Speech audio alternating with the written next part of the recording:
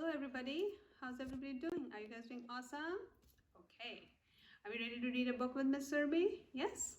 It's called Cone Cat.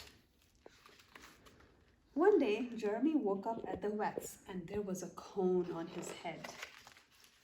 Like a giant white bell, it bent his whiskers, blocked his view, and bugled his super cat senses.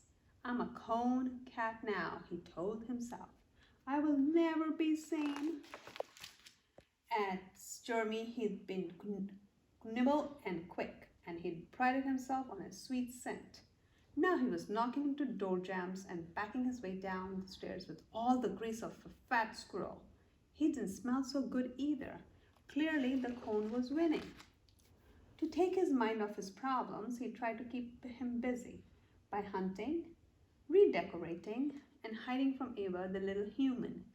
But nothing could shake his feeling funk until a change landed right in his lap. Well, his cone.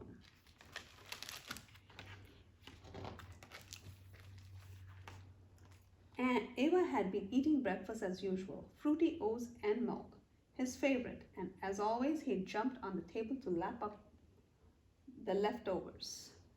But this time his tongue couldn't reach the bottom of the bowl. Come on, cone, he said, help me out.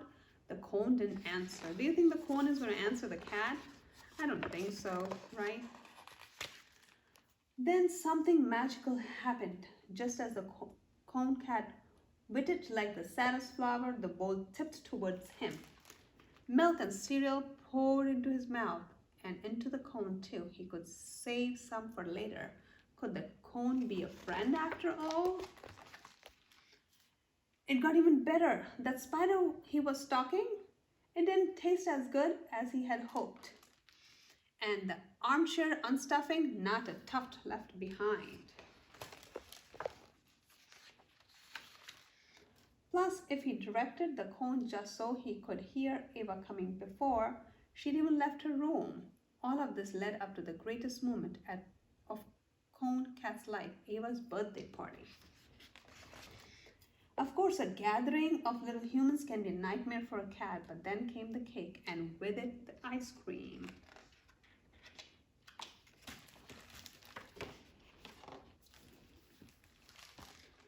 Yes, the tall humans were serving ice creams in big dollopy scoops. Strawberry sprinkled surprise flavor. The little humans all lined up with their bowls for the treat. Cone Cat drooled, inching his way closer. Was he seeing things or did those bowls look familiar? As the little humans spooned the stuff into their mouths like so much catnip, he pressed himself up to the front of the line and he got to eat some too. Before they could realize their mistake, Cone Cat tiptoed off to a quiet place and gobbled down the ice cream, licking up every last drop. It was heaven, and it never could have happened without the cone.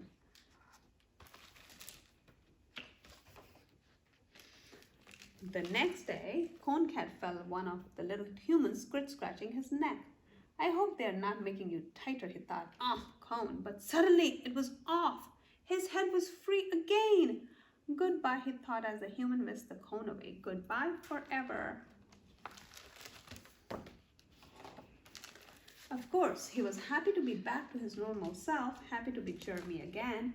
But looking back, he wondered, will anything ever compare to my glory days with the cone? It didn't take him long to find out because he tipped the plant and tipped the milk of the little human, right? The end. Did you guys like to read about Cone Cat? Yes? Thank you. Bye for now. Love you.